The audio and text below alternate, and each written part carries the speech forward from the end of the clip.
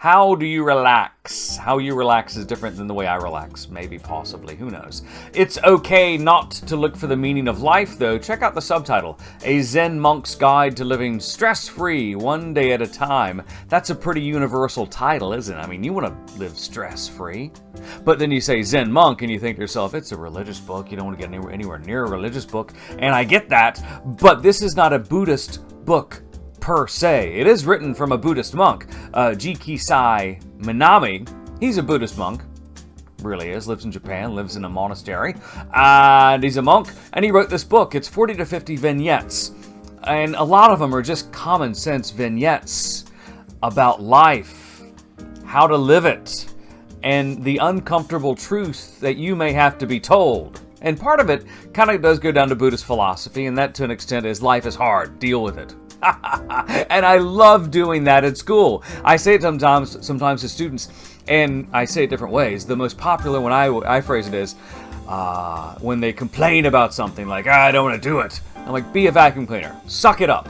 I phrase it different ways upon the different kid, but that's life. Sometimes it's uncomfortable and you got to do things you don't want to do. Suck it up. Be the vacuum cleaner. That's not in this quote of it's okay not to look for the meaning of life. That's in my book that will never be published, thankfully.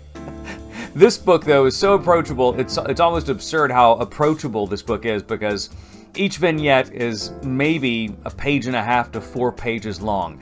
Each vignette has a rough title. It's got a title. There are 4 or 5 main topics that they're broken up into.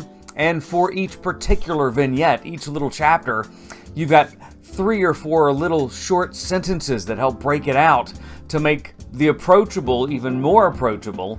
If you're scared of reading that page and a half or 2-page essay about relaxing and about how not to sweat the small stuff, and P.S., it's all small stuff. It's a book that's along those ilk, and it's really friendly. It's hard not to read just one also, because you read it and you're like, yeah, I can do that, or I don't do that, I should do that.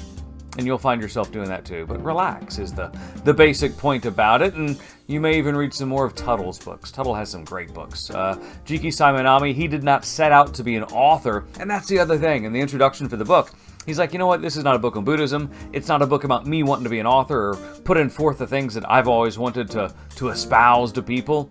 He just says, you know what, I'm a monk and I've seen these things and I've seen the way people act and I see the stress that they have, and here is some possible ways not to have all this stress, just to kind of chill out and be cool with it. It's a good book. It may not be your cup of tea because it's written from a Buddhist monk, though. But, you know, too bad for you. It's a bummer because it's a great book. It's okay not to look for the meaning of life. Plus the title, it implies, you know what, it's okay if you don't. And then you're like, oh, okay, I can just be lazy. It's not saying be lazy. It's saying it's okay just to kind of chill out and be who you are and not seek perfection all the time. Check it out if you're in kind of a state of malaise, or if you just want a fun, happy read. It also falls in that category as well.